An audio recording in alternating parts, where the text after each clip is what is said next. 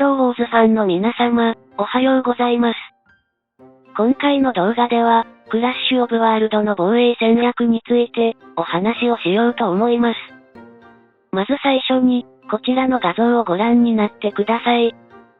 クラッシュオブワールドでは、2日間のギルド戦の期間中に、全30名のギルドメイトがそれぞれ、ヒーローで3回、タイタンで2回の攻撃を行います。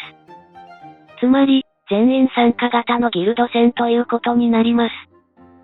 それに対して防衛拠点に配置可能なヒーローは60チーム、タイタンは40チームしかありませんので、単純に考えれば、攻撃側が圧倒的に有利だと言えます。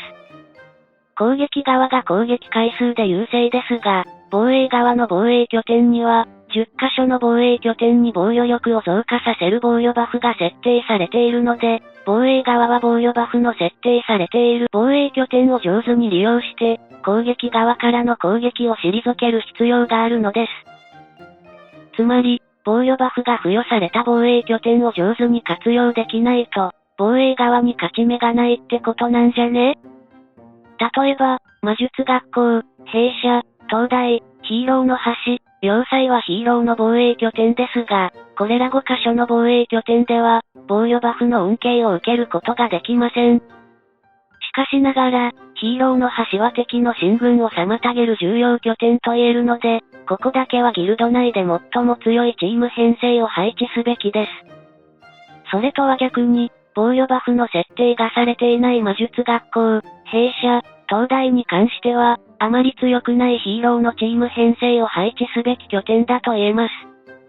要塞に関しては、できる限りハイパワーのチーム編成で守りを固めた方が良いと思います。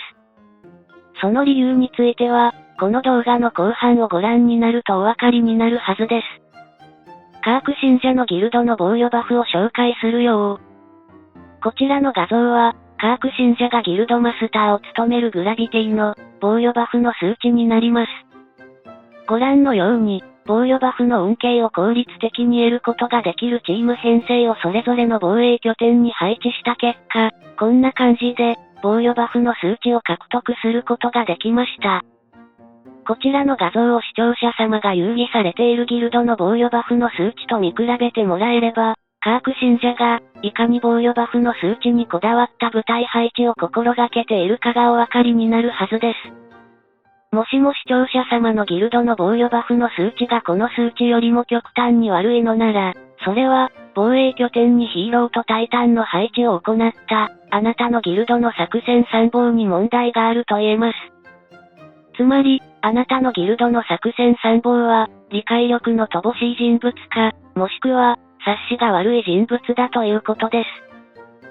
おいおい、そこまではっきりと言っちゃうの？ヒーローウォーズのギルド戦の場合、攻撃側は、防衛側のチーム編成の弱点を見極めて攻撃できることから、攻撃側が圧倒的に有利です。クラッシュオブワールドの場合、攻撃側の攻撃回数は、防御拠点の 1.5 倍もあるので、攻撃側の優勢は明らかです。なので、防衛側が取れる戦略は、防御バフをいかに有効活用するかという点に尽きるのです。防衛側の戦略について、一つの参考例を示すよ。防衛側のタイタンを配置する際、40のタイタンチームの中で最も弱い5つのタイタンチームは、エーテルプリズムか、生命の祭壇に集中して配置すべきです。なぜならば、防御バフの恩恵を受けることができないこの2カ所のタイタンの防衛拠点は、敵からの攻撃を退けることが基本的に難しいからです。陥落する可能性の高い防衛拠点にハイパワーのタイタンチームを配置することは、攻撃側を利するだけなのでやめた方が良いでしょう。カーク信者のギルドの場合、最弱タイタンの10チームは、すべてエーテルプリズムと生命の祭壇に配置しています。死守したい防衛拠点と、そうでない防衛拠点を明確にすることが、クラッシュオブワールドの防衛戦略です。もし、この動画をご覧になられた方の中で、ご自身のギルドの防衛戦略に疑問を感じた人がおられるようでしたら、この動画の URL をギルドチャットにコピペして、作戦参謀にこの動画を見てもらうようにしてください。そうすれば、明日から始まるクラッシュオブワールドの初戦にて、幸先の良い勝利をつかめる可能性が高くなるはずです。参考までに、カーク信者が防衛拠点のエンジニアに配置したチーム編成をご紹介します。エンジニアの場合だと、防御チームにコントロールの役割のヒーローがいると、1人のコントロールの役割を持つヒーローごとに、防御バフが 5% 増加します。この場合、9人のヒーローがコントロールの役割を持っているので、防衛拠点に 45% のエネルギー獲得増加の防御バフが付与されます。一番重要な話をするよ。ギルド戦では、防衛拠点を完全に陥落させた際に受け取るボーナス勝利ポイントは、どの防衛拠点でも一定の割合で同じでした。2チームのヒーローが防衛する防衛拠点の場合だと、40ボーナス勝利ポイントを受け取り、3チームのタイタンが防衛する防衛拠点の場合だと、60ボーナス勝利ポイントといった感じです。しかしながら、クラッシュオブワールドの場合、一つのヒーローとタイタンチームに付与されるボーナス勝利ポイントの比率が、防衛拠点ごとに大きく異なるのです。マジで？それだと、防衛チーム1チームに付与されるボーナス勝利ポイントが大きい防衛拠点を、優先的に攻撃する戦術が必要になるんじゃね？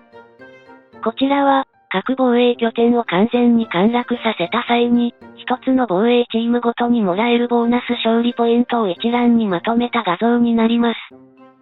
この資料をご覧になるとお分かりのように、ヒーローを10チーム配置する要塞のボーナス勝利ポイントが40ポイントで最も高く、次にボーナス勝利ポイントが高いのは、防衛バフが設定されているタイタンの防衛拠点になっています。